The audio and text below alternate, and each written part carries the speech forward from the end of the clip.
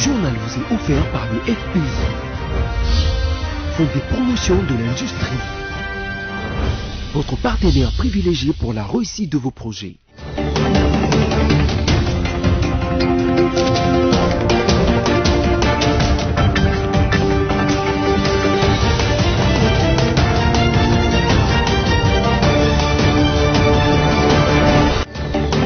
Mesdames, Messieurs, bonsoir et bienvenue dans ce journal rétrospectif. Voici les sommaires. Le président de la République Félix Antoine Tshisekedi Tshilombo a échangé lundi 21 août avec les chefs des institutions sur les questions de l'état des sièges et celui des élections qui se pointent à l'horizon. La RDC refuse en bloc les allégations portées par l'ONG Human Rights Watch dénonçant les violences des droits humains et une prétendue répression à la contre de l'opposition politique. Le directeur général du FPI, Bertin Mundi Tshisekedi, a échangé avec l'ambassadeur italien en RDC en vue de renforcer le partenariat entre le FPI et l'ambassade d'Italie.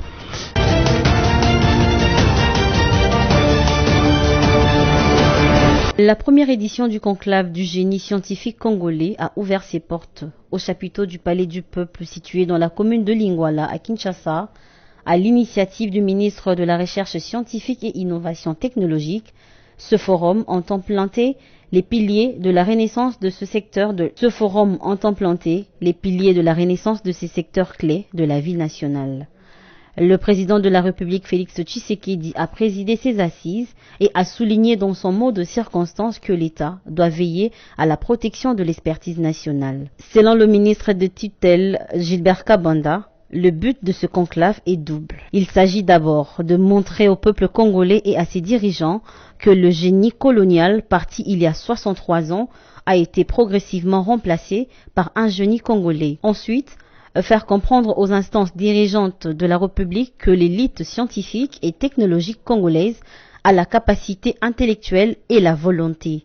Notons que cet événement, qui se tient jusqu'au 24 août de cette année, et qu'au cours de ces conclaves, les échanges vont se focaliser sur les domaines de la santé, l'agroalimentaire, les nouvelles technologies de l'information, l'environnement, la culture, l'éducation, la défense, l'économie, l'aérospatiale, la technologie sécuritaire, la robotique et l'industrie minière. À l'issue de celui-ci, des brevets et un appui financier seront remis aux inventeurs qui seront primés.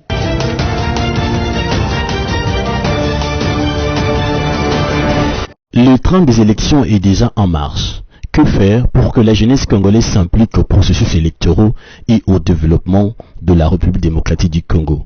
À ses pieds, Asbel, jeune engagé pour le développement, a organisé une conférence de base sous les thèmes Jeunes, élections et développement le samedi 18 août 2023 à Kinshasa. 4 intervenants ont pris parole tour à tour devant l'auditoire pour sensibiliser les jeunes sur les questions électorales et du développement en RDC. Pour Christ Mbidika, coordonnateur de cet Asbel, JOPED, cette conférence voit le jour en marge de la Journée internationale de la jeunesse, célébrée les 12 août de chaque année avec un seul but, initier le jeune à participer et à s'engager sur les questions électorales. On a voulu attirer l'attention du public sur les questions des élections, mais également de jeunes aussi, les questions du développement. Parce que nous nous sommes rendus compte que nous sommes dans un pays où 70% de la population est constituée de jeunes, ce qui constitue une force électorale immense, mais malheureusement, tant au niveau de candidats aux élections qu'au niveau de la participation, nous constatons et nous continuons de voir que le nombre ne cesse de chuter. Le taux d'abstentéisme continue d'augmenter, l'abstinence bat son plein, et en tant que jeunes, tout en prenant notre responsabilité, on s'est dit, pourquoi ne pas sensibiliser le jeune de concourir non seulement à la gestion de la chose publique, mais aussi de faire en sorte qu'ils puissent participer massivement en faisant le choix de leur avenir, parce que élire un candidat constitue un choix d'avenir. Les participants à cette conférence ont salué cette initiative et y sont sortis avec un plus au terme de cette conférence débat. Il y a un certain nombre de vérités qui ont été exprimées pas toujours agréables à entendre d'ailleurs, mais enfin ce sont des vérités qui méritent d'être dites, parce que si on ne les verbalise pas, si on ne les explicite pas, on ne trouvera jamais de solution. À un moment donné, si on veut progresser, si on veut trouver des solutions aux différents problèmes, il faut pouvoir les expliciter et avoir au moins une analyse commune du diagnostic. Un bon médecin ne trouvera pas le remède s'il ne connaît pas déjà, s'il n'a pas fait le bon diagnostic. Bon. Oui, dans cette salle, j'ai structuré avec l'idée sur laquelle on a voulu sensibiliser les jeunes, de participer aux élections, de donner les meilleurs eux-mêmes, que les jeunes soient informés. Le jeu de questions-réponses ont sanctionné ces assises riches en connaissances organisées par cette structure fédératrice et solidaire, capable d'inspirer et favoriser l'émergence d'une jeunesse congolaise dynamique, responsable, unie pour la promotion de bonnes mœurs et de valeurs républicaines, engagée dans le processus du développement durable et de l'émergence d'un Congo nouveau.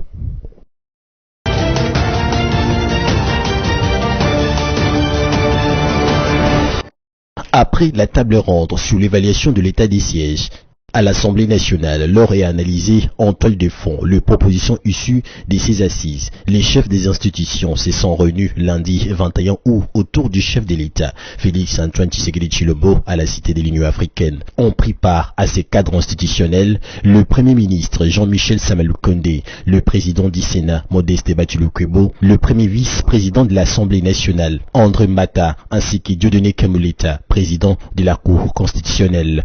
Au menu de ces échanges, évaluation de la situation sécuritaire qui reste la priorité de priorité, a fait savoir les chefs du gouvernement. Aujourd'hui, il s'est agi principalement des questions sécuritaires parce que ça reste la priorité des priorités au niveau du pays.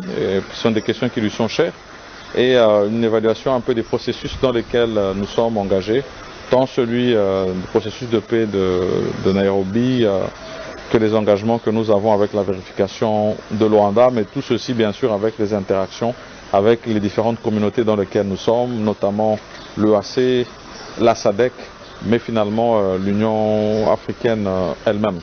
Et cette question, comme vous le savez, est intimement liée à la question de l'état de siège, qui a d'ailleurs été discutée récemment en termes d'évaluation par cette table ronde qui avait été ouverte par lui le lundi 14 août, ce qui s'est achevé le 16.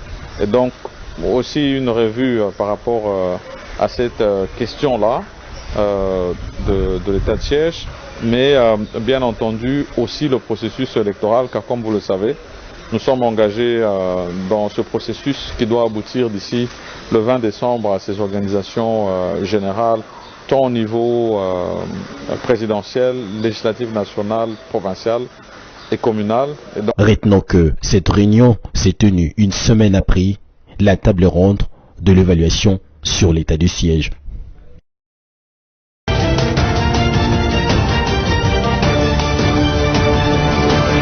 La délégation du Haut Conseil des affaires de la communauté économique des États de l'Afrique centrale est venue premièrement présenter cette structure au patron de l'économie nationale de la RDC avant d'aborder la question relative à la libre circulation des biens et des personnes dans la sous-région. La délégation de la CAC a sollicité l'implication du vice-premier ministre, ministre de l'économie nationale, le Dr Vital Kamerhe, pour accorder des facilités aux hommes d'affaires des différents pays de s'émouvoir dans la zone. D'après le président du Haut Conseil des affaires de la CAC, Eric Mongamomba, l'objectif principal de sa structure est de promouvoir l'économie dans cet espace géographique qui comprend 11 pays dans la République démocratique du Congo avec une population combinée de plus de 270 millions d'habitants. Nous sommes là pour promouvoir et pour présenter notre structure et essayer de promouvoir notre économie dans cette région qui comprend un peu plus de 270 millions de consommateurs et dont, si on prend rien que le Congo, l'Angola et nous représentons presque la moitié des consommateurs. Alors comment promouvoir cette économie pour qu'elle puisse rayonner sur la zone et aussi rayonner dans l'État dans les 6 années qui viennent. Vous savez qu'il y a un grand problème de moyens de paiement entre la zone CFA et la zone un peu libéralisée ici, et aussi donner des facilités à ce que les hommes d'affaires dans leurs associations respectives puissent se mouvoir à travers la zone. Angola, Congo, on peut commencer par là. Le vice-premier ministre chargé de l'économie qui a anticipé sur la chose a promis de nous aider, de nous débloquer dans tous les blocages que nous avons et d'aller de l'avant. Vital Kamerhe a promis d'intensifier les échanges d'abord sur le plan interne, mais aussi avec d'autres pays de la sous-région pour dégager des mesures nécessaires à la libre circulation des biens et des personnes dans les pays de l'Afrique centrale. Parmi les mesures préconisées, il y a par exemple la suppression des visas. Le patron de l'économie nationale a réitéré son soutien au projet de construction du pont route rail Kinshasa-Brazzaville. D'après lui, ce projet ne constitue pas un obstacle à la construction du port en eau profonde de Banana. D'après Vital Kamerhe, des efforts sont certes conjugués pour rétablir la paix, notamment dans l'est de la République démocratique du Congo, mais il a précisé que cette situation ne devrait pas constituer un frein à la coopération économique entre la RDC et d'autres pays membres de la CAC.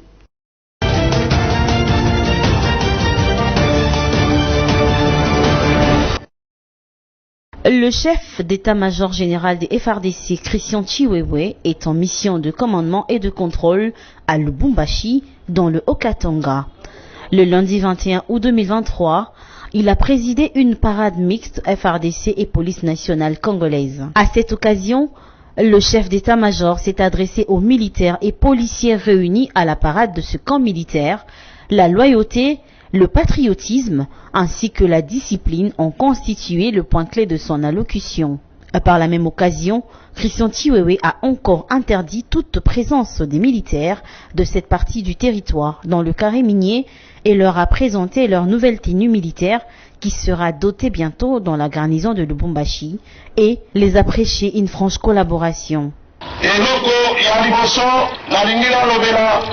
Le patriotisme, la loyauté. Et ça la soldat, et ça la policier, et c'est d'abord un pour renouveler loyauté la vie envers le commandant suprême.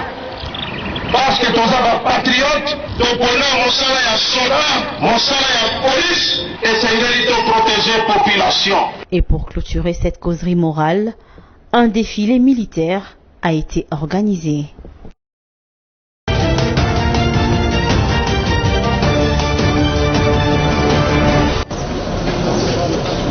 Le directeur général Bertha Moudimou et son adjoint Martin Ouidjilou ont rappelé à l'ambassadeur les modalités pratiques pour la relance de ces partenariats qui a déjà porté ses fruits. Le diplomate italien a évoqué la réactivation du projet de montage des unités modulaires de transformation avec l'expertise des Self Globe et la poursuite des sessions de formation de formateurs des petites et moyennes entreprises spécialisées dans l'agro-industrie. On a des projets en cours dans le domaine de la formation agricole et de la formation des petites et moyennes entreprises dans le domaine de la transformation des produits agricoles primaires. On a aussi des projets dans le domaine de l'énergie qui sont en train de, avec la SNEL et avec les entreprises qui fournissent l'énergie électrique ici en RDC. Le numéro 1 du FPI a réaffirmé la volonté de son établissement public de collaborer avec l'ambassade d'Italie en République démocratique du Congo. La RDC et l'Italie ont une histoire en ce qui concerne la coopération qui date de longtemps et il était venu pour réchauffer cette coopération et voir comment est-ce que l'Italie peut être en appui au FPI dans le financement de projets d'investissement et également dans la création de nouvelles industries qui peuvent contribuer au développement de la RDC. Il s'y est dénoté que cette rencontre a lieu après la fructueuse participation de la délégation du FPI conduite par Bertin Moudimou Tshisekedi en avril dernier à la foire agricole Agri-Travel et Slow Travel Expo à Bergamo en Italie. En effet, lors de son séjour à Bergamo, le directeur général du FPI avait contacté plusieurs opérateurs économiques italiens, dont les représentants des Self Globe.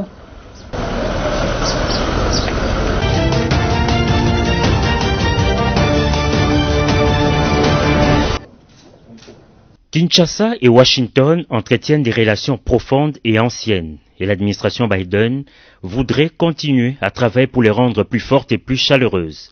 C'est ce qu'a fait savoir une délégation du Congrès américain au président de la République, Félix Antoine Tshisekedi Tshilombo, ce mardi, à la Cité de l'Union africaine.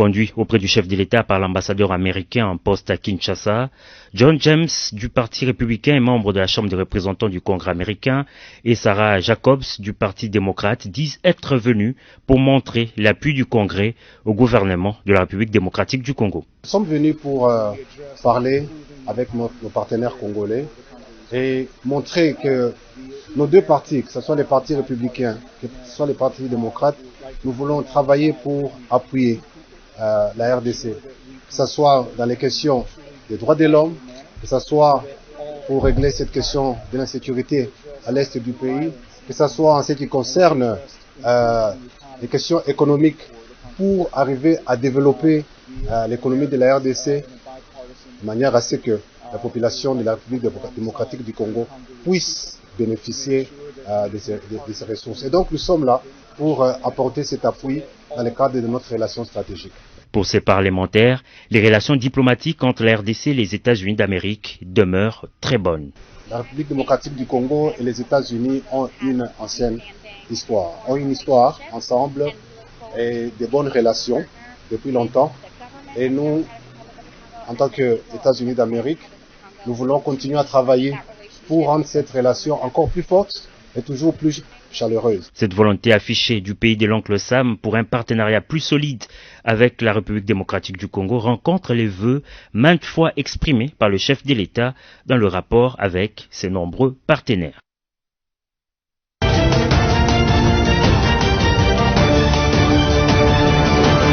Premier vice-président de l'Assemblée nationale, le professeur André Mbata, entouré du deuxième vice-président et de la questeur de l'Assemblée nationale, ainsi que le député membre de la Commission Défense et Sécurité de la Chambre basse du Parlement congolais, a reçu en audience une forte délégation de parlementaires américains conduite par l'ambassadeur des États-Unis d'Amérique en poste à Kinshasa, Lucie Tamlin. Les échanges ont tourné autour de la tenue des élections en décembre prochain et de la situation sécuritaire et d'autres questions d'actualité. Au sortir de cette audience, de près d'une heure, John James, député républicain de l'État de Michigan, s'est exprimé en ces termes. Nous sommes une délégation du Congrès américain et nous sommes venus rencontrer les autorités de l'Assemblée nationale.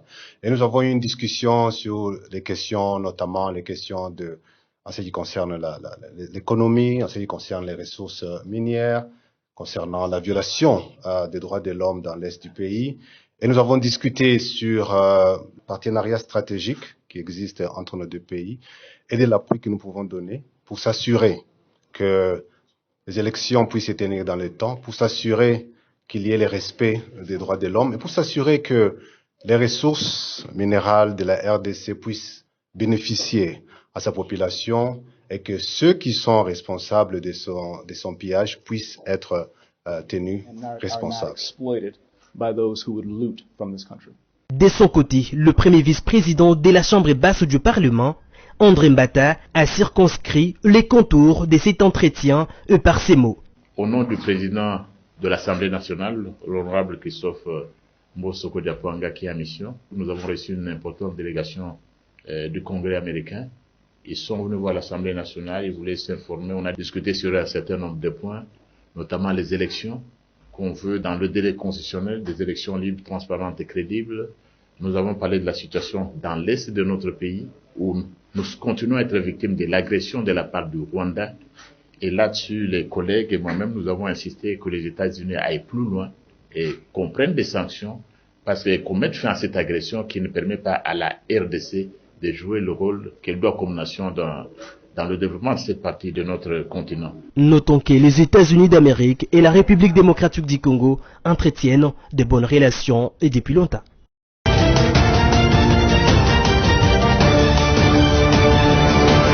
Lutte contre les exportations illicites et la contrebande du cacao en RDC, les associations des exportateurs sollicitent l'implication du vice-premier ministre Vital Kamerhe.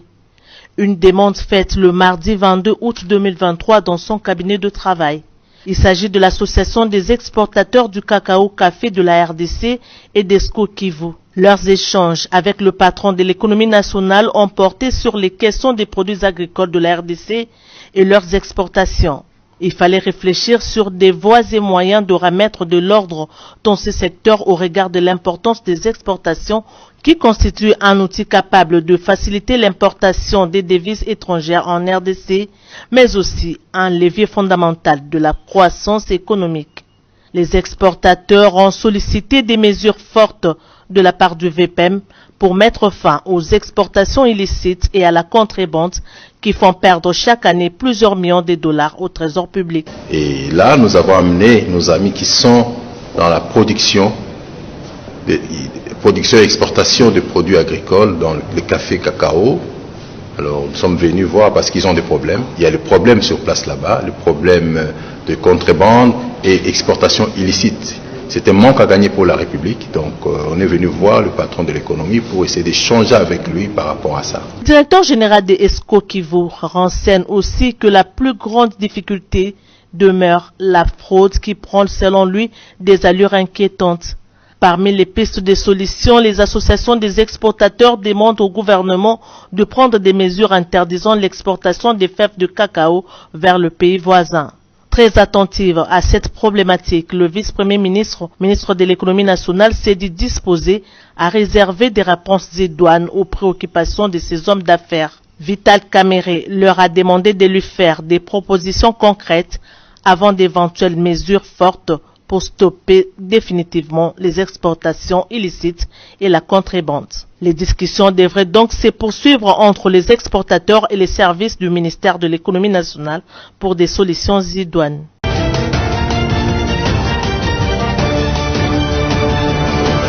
Plusieurs semaines après la tenue des 9e Jeux de la francophonie à Kinshasa, le directeur national Isidore Kwanja remercie tous les bénévoles qui se sont donnés corps et âme pour la réussite de ces assises. Le directeur national se dit être conscient que le bénévolat est un outil de promotion d'inclusion sociale, un moyen d'encourager les jeunes à faire le premier pas dans la vie active et de s'assurer que les capacités et les compétences des jeunes sont utilisées de façon efficace en vue de renforcer les capacités nationales. Contrairement aux rumeurs qui se propagent de bouche à l'oreille sur le non-paiement des bénévoles, Isidore Kwanja rassure que tous les bénévoles qui se sont pleinement investis dans la réussite de ces 9e Jeux de la francophonie seront bel et bien gratifiés. En effet, le comité national de 9e Jeux attend impatiemment que le gouvernement de la République mette à sa disposition les moyens financiers nécessaires qui avaient été convenus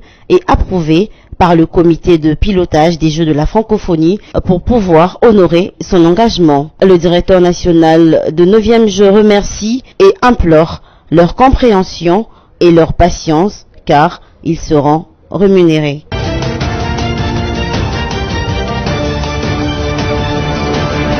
Un vent nouveau va bientôt souffler sur le sud Ubangui, dans le Grand Équateur. La province devra bénéficier de plusieurs infrastructures de base dans le cadre d'un nouveau programme de modernisation initié par le chef de l'État Félix Antoine Tshisekedi Tshilombo. Un calendrier d'exécution des travaux a été arrêté ce mercredi 23 août 2023 lors d'une réunion au Palais de la Nation, présidée au nom du chef de l'État par son directeur de cabinet adjoint en charge du progrès social, Olivier Mondongue. On prépare à cette séance de travail les acteurs impliqués dans la réalisation de ce programme présidentiel, parmi lesquels le gouverneur du Sud Ubangui, le représentant du BCECO, le maître d'ouvrage, les prestataires sélectionnés Aaron Sefou et Serkas Imo, mais aussi quelques membres du cabinet du chef de l'État. Les travaux dans le Sud Ubangui comprennent 2 volets, la réhabilitation et la construction de 4 écoles emblématiques de Guémena ainsi que les bâtiments du gouvernorat de province et de l'Assemblée provinciale. Le second volet concerne la construction et l'asphaltage des 10,7 km de voirie urbaine à Guémena et enfin la construction des 3 ponts et la réalisation des travaux anti-érosifs. L'ensemble de ces choses vont faire que la province du Sud Ubangui va aujourd'hui devenir une province qui va donner une impulsion nouvelle. Et là, nous avons fait les études, quantifier, faire l'état des lieux,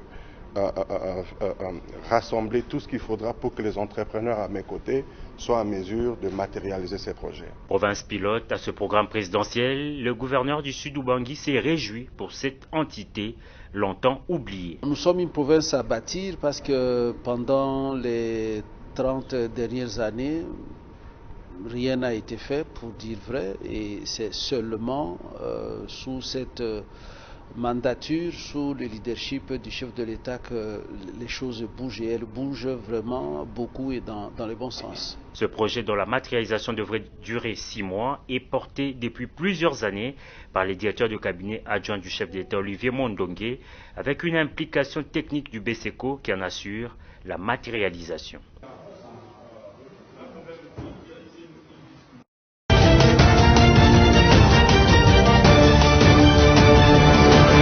Les gouvernements accordent une valeur primordiale à la protection des droits humains et aux idéaux démocratiques qu'ils incarnent. La date prévue des élections fixées au 20 décembre symbolise notre détermination à garantir des processus électoraux exempts de toute opacité, caractérisés par leurs impartialités. En étroite collaboration avec les acteurs internationaux et régionaux, la RDC œuvre résolument pour assurer la conformité aux normes lors des échéances électorales à venir. Le prétendu cible de l'opposition politique, mise en avant avec insistance par Human Rights Watch, se heurte aux faits concrets. Les mesures prises par les autorités visent à maintenir l'ordre public, à préserver la sécurité des citoyens et à prévenir toute manifestation de violence. Il est fondamental de souligner que l'intervention des forces et de sécurité se conforme autant aux lois nationaux qu'aux protocoles internationaux. Réagissant le maintien de l'ordre, la RDC récuse de manière catégorique les allégations des restrictions des libertés fondamentales, d'arrestation arbitraire et d'intimidation. De plus, nous souhaitons attirer l'attention sur les nombreux actes de violence dirigés contre nos forces de police, des actes qui n'ont été dénoncés ni par l'opposition ni par Human Rights Watch. Face au cas spécifique cité par Human Rights Watch, les gouvernements insistent sur la pertinence des mesures prises pour des motifs de sécurité et de maintien de l'ordre public. Les actions prises à l'encontre des personnes spécifiques et repose sur des informations crédibles et de preuves tangibles. Toutes les allégations des violations des droits humains font l'objet d'enquêtes approfondies et transparentes. Les individus présumés et responsables de tout acte répréhensible seront tenus pour responsables devant la loi, indépendamment de leur statut ou de leur affiliation politique. La démocratie se renforce à travers le respect des règles, non par les recours à la violence. La stratégie d'une partie de l'opposition consiste à discréditer le processus électoral, ne saurait prévaloir. Nous garantissons que les élections se dérouleront dans la sérénité, permettant ainsi au peuple congolais de choisir librement son dirigeant. Les revendications démocratiques sont légitimes, mais elles doivent s'exercer dans le respect des règles sans compromettre l'intégrité de nos citoyens.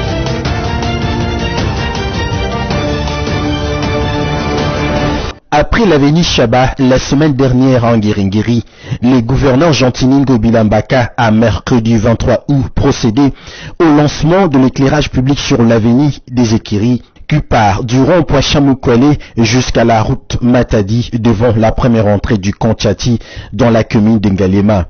Ce lancement de l'éclairage public a aussi concerné le tronçon Kanchatu, maison communale d'Ngalema sur la route Matadi. C'est à la grande satisfaction de la population riveraine qui n'a pas manqué de remercier le gouverneur de la ville de Kinshasa pour ces programmes qui contribuent à la lutte contre l'insécurité routière et le banditisme urbain.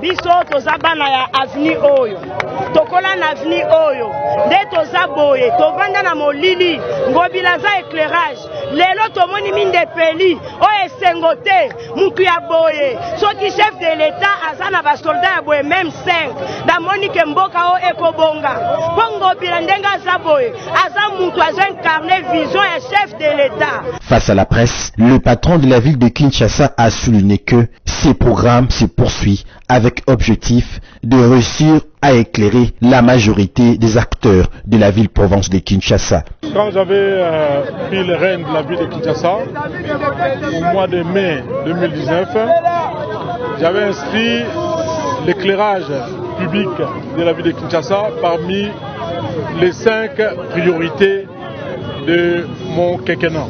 C'est ce que je suis en train de faire ici. Là, aujourd'hui, nous avons éclairé l'avenue des Écuries. On va continuer dans les jours qui viennent. Je vous inviterai à venir avec moi pour lancer l'éclairage public dans d'autres avenues de la capitale. Profitant de l'occasion, le gouverneur Jean-Tiningo Bilambaka a évoqué que d'autres réalisations à l'actif de l'exécutif provincial, notamment plusieurs routes réhabilitées et reconstruites, l'assainissement de la ville-province de Kinshasa, en dépit de nombreuses difficultés, le premier citoyen de Kinshasa a promis de doubler des efforts pour travailler davantage en faveur du bien-être social des Kinois et Kinoises d'ici la fin.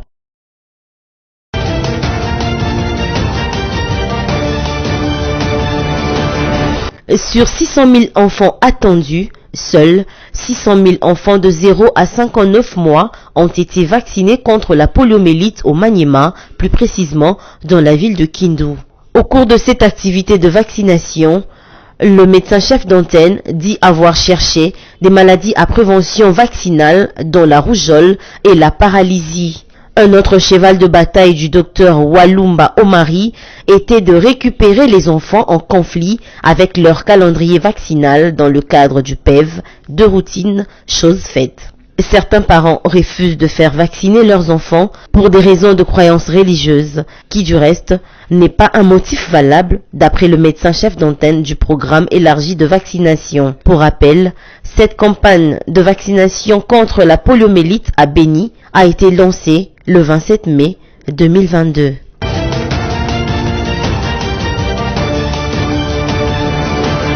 Au cours d'une conférence de presse organisée à Kinshasa, le numéro 1 du staff technique de la RDC, Sébastien Desabre, a dévoilé la liste des joueurs convoqués pour la trêve internationale prévue du 4 au 12 septembre prochain. Comme gardien, Lionel Mpassi, Esdras Kabamba, Siadi Bajo, comme défenseur, Gédéon Kaloulou, Jordan Ikoko, Vital Simba, Arthur Maswaku, Rocky Bouchiri, Chancel Mbemba, Dylan Batubisika, Enoch Inonga. Au milieu, Peli Rudok Panzou, Edo Kayembe, Mfulu Omenuke, Samuel Mutusami, Charles Piquel, Théo Bongonda, Akolo Shadrach, Balikwisha William, Elian Michak, Gaël Kakuta, Sila Katopa, comme attaquant Fisto Mayele, Cédric Bakambu, Aldo Kaloulou, Jackson Mouleka, ainsi que Yohan Wissa. Par ailleurs, le sélectionneur de la RDC a révélé également que la République démocratique du Congo va effectuer un petit stage où elle va affronter l'Afrique du Sud le 12 septembre à Johannesburg. Ce journal rétrospectif est à sa fin, mais bien avant de vous quitter, voici le rappel des titres. Le président de la République Félix Antoine Tshisekedi Tshilombo a échangé lundi 21 août avec les chefs des institutions sur les questions de l'état des sièges et celui des élections qui se pointent à l'horizon. La RDC refuse en bloc les allégations portées par l'ONG Human Rights Watch dénonçant les violences des droits humains et une prétendue répression à la contre de l'opposition politique. Le directeur général du FPI, Berthem Mudimundi Tshisekedi, a échangé avec l'ambassadeur italien en RDC en vue de renforcer le partenariat entre le FPI et l'ambassade d'Italie. Mesdames, Messieurs, merci d'avoir suivi ces rétros de la semaine. Bon week-end chez vous.